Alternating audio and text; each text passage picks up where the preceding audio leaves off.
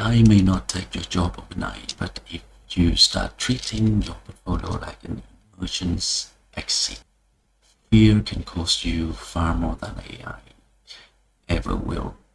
What most people miss, the risk is not only job loss. I'm not saying that AI will suddenly remove all of our jobs. My concern is more practical. When people become uncertain about their future income, they can start making financial decisions under pressure. So, and pressure is exactly where bad investment, excessive risk, and scams become most dangerous. The risk is what people do before they have actually lost income. When work feels uncertain, people often become more aggressive with money. They look for a faster way to replace income.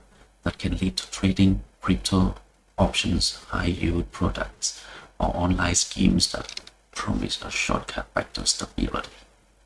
And I understand why this happens.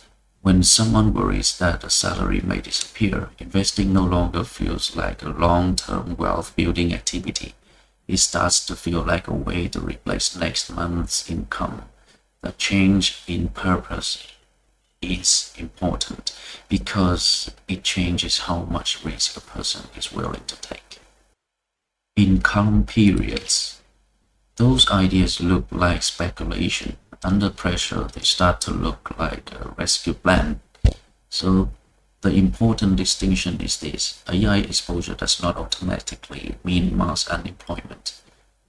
The International Labour Organization estimates that about 11.5 million workers in Vietnam are in occupations containing tasks potentially exposed to generative AI. Let me show you what exposure actually looks like in Vietnam. These two figures are from the ILO analysis using Vietnam's 2024 labor force survey. Before reading the chart, one clarification is that these gradients do not show the probability that a person will become unemployed. They measure how much the tasks inside an occupation are potentially exposed to generative AI. So gradient 1 represents the lower end of the exposure. As we move toward gradient 4, a larger and more consistent share of occupation tasks can potentially be performed or transformed by generative AI. So gradient 4 is therefore the highest exposure group, but even gradient 4 is not the same as automatically losing the job. But the same analysis says task transformation is more likely than large-scale displacement, and fewer than 2% of Vietnam's workers are in occupation with relative high risk of full automation. So the real issue is not an immediate collapse in income. The first figure shows the exposure by economic sector. I work in finance, so naturally the financial and insurance sector calls to my attention. So it is among the sectors with the highest overall exposure, together with the wholesale and retail trade and information and communication. For me, this result is reasonable. Finance contains a large amount of digital and text-based and standardized work, preparing reports, summarizing information and reviewing documents, processing data, and producing routine analysis and supporting customer service. So that does not mean every finance professional will be replaced. It means that many tasks inside finance can be changed, accelerated, or partly automated. So the value of simply producing information may decline, while judgment, accountability, client trust, and decision-making may become more important. The second chart looks at the occupations. The group that stands out most clearly is clerical support workers. According to the ILO, nearly 2/3 of the workers in this occupational group are in gradient 4, the highest exposure category. So this makes sense because many clerical tasks are documentation intensive, repetitive, and standardized. Generative AI is particularly capable of drafting, organizing, and searching, classifying, and transforming information. So, but look at the full picture, the exposure is very uneven. Many agricultural, craft, machine operation, and elementary occupations have little measure exposure in this framework. So even among professionals, much of the exposure sits below the gradient fall. So I do not read this chart as evidence of immediate mass unemployment. I need it as a warning that some tasks and some occupations will change faster than others. So my conclusion is not that we should be panic. My conclusion is that we should prepare. We need to continue renovating ourselves, learning how to use new tools, strengthening parts of our work that require judgment and responsibility, and building a second financial engine while our employment income still exists.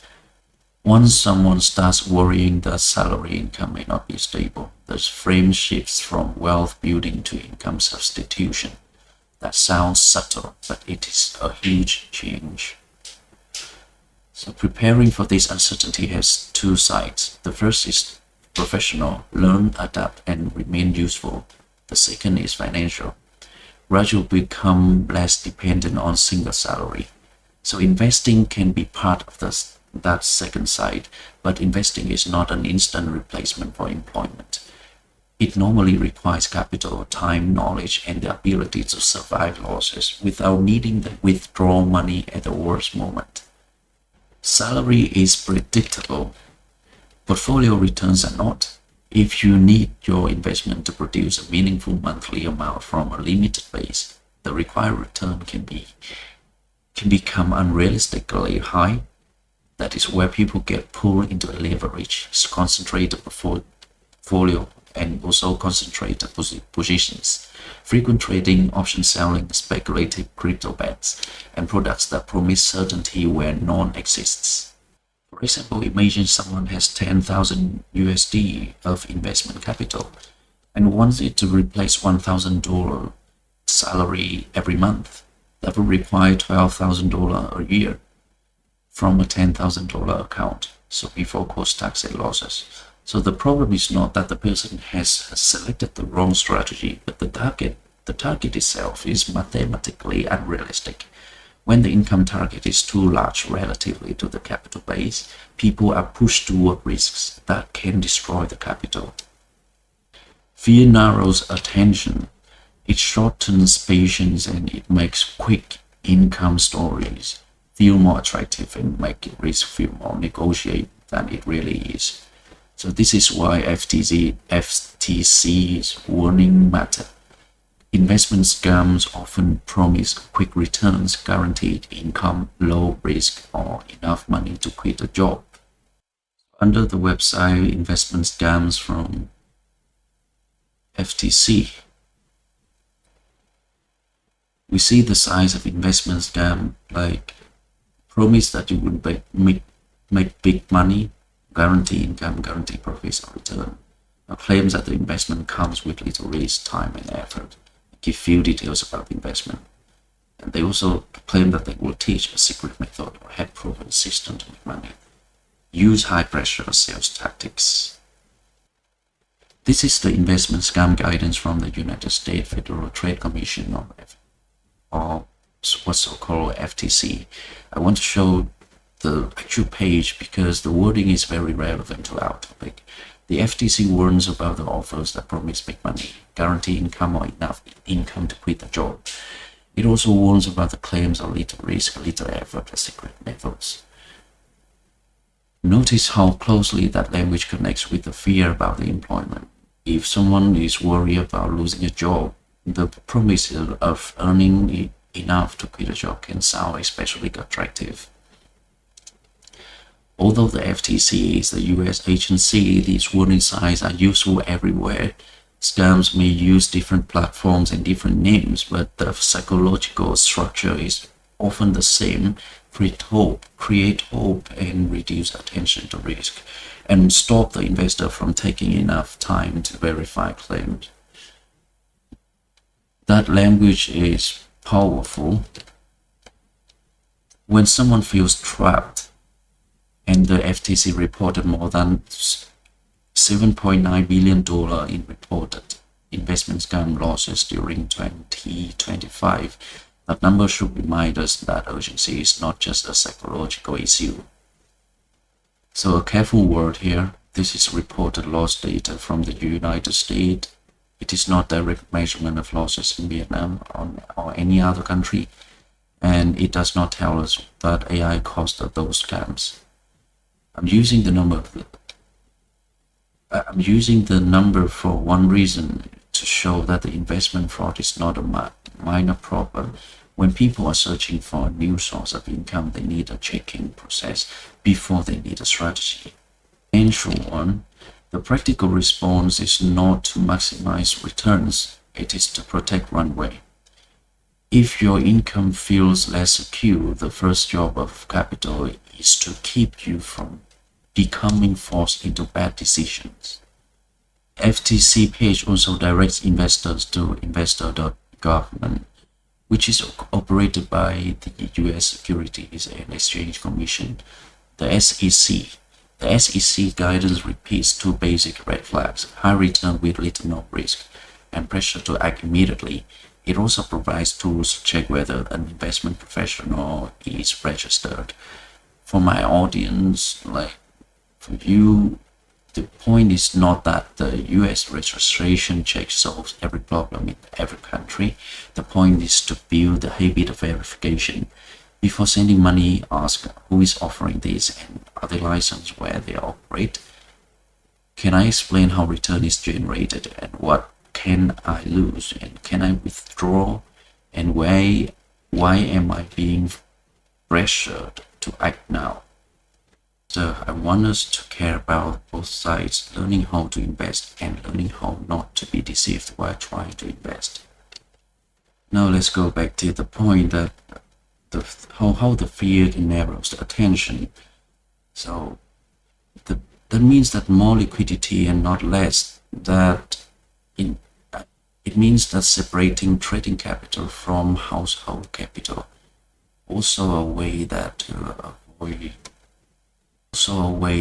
avoid the bad decision. It means that not investing money you need for near-term living expenses. It means avoiding strategies that require high returns just to meet the monthly bills. This does not mean that keeping all money in the cash forever, but it means that assigning each part of the money a clear job. Emergency money protects living expenses. Long-term investment money builds future ownership. Trading money is the amount that you can expose to a strategy without damaging your household if the strategy goes through a drawdown. So mixing these three pools is where financial pressure enters the trading account. Building investment capability gradually while employment income still exists. A person who is still earning has one advantage that a pressure investor does not. It is time. Time improves judgment, and time improves the position sizing, and time reduces the chance of desperate mistake. Capital are not enough on their own. Trading also exposes something about the way we think. Many people assume that highly intelligent and professional or successful people should naturally become good traders. That sounds reasonable, but trading does not reward intelligence in the same way that a profession or a business may reward it. Here is very simple. Do not let fear of the future turn your portfolio into a rescue operation. So preserve cash and keep optionality. Build productive capital slowly and treat any promise of guaranteed returns or a path to quitting your job as a warning sign, not an opportunity. This idea reminded me of a passage from McDonald's book, Trading in the Zone. Douglas makes a surprising observation. Many people who repeatedly struggle in trading are not unintelligent. They can be doctors, lawyers, engineers, scientists, CEOs, successful entrepreneurs, or wealthy retirees.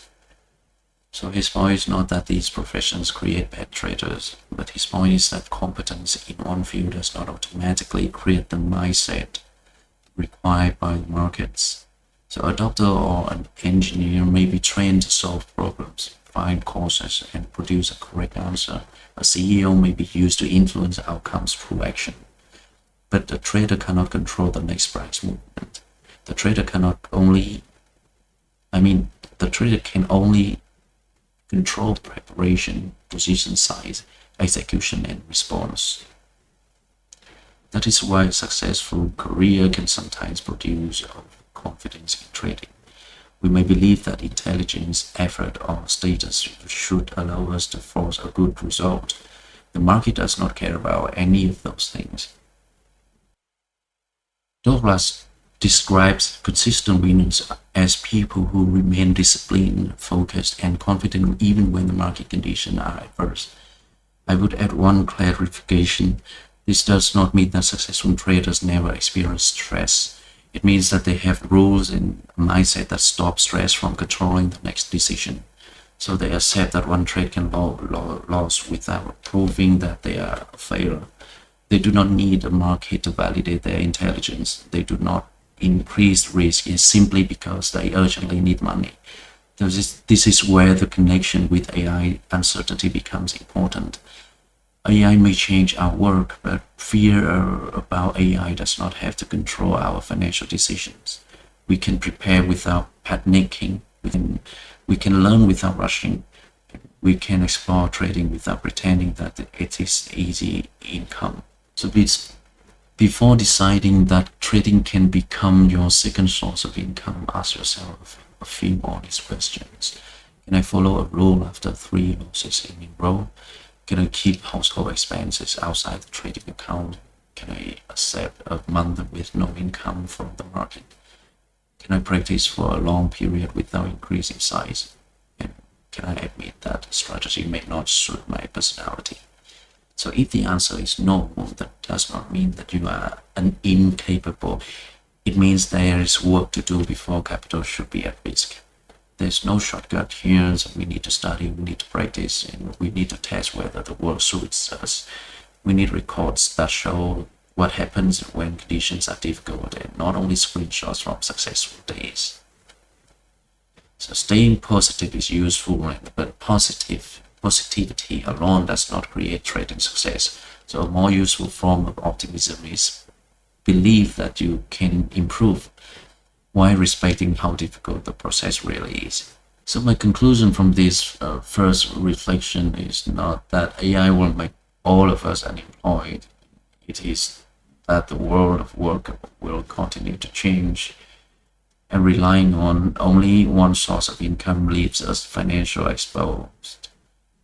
So we should keep renovating our professional skills, and at the same time we should begin building another financial engine through saving, investing, and only where it is suitable, carefully develops trading capability.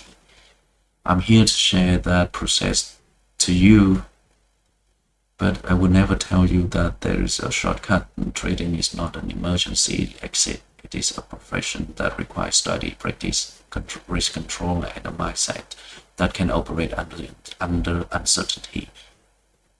So in the next episode, I will answer the question that usually comes immediately after this one. So how much capital do we actually need to create a meaningful second income? We will calculate the capital needed to replace the 10% or 20% or even 50% of the salary. And we will see how by trying to reach the target too quickly you can destroy the capitals you already have. So subscribe to the Winvestor at my channel and follow this series if you want a realistic path from salary dependence towards capital independence without promises of easy money. Thank you for listening.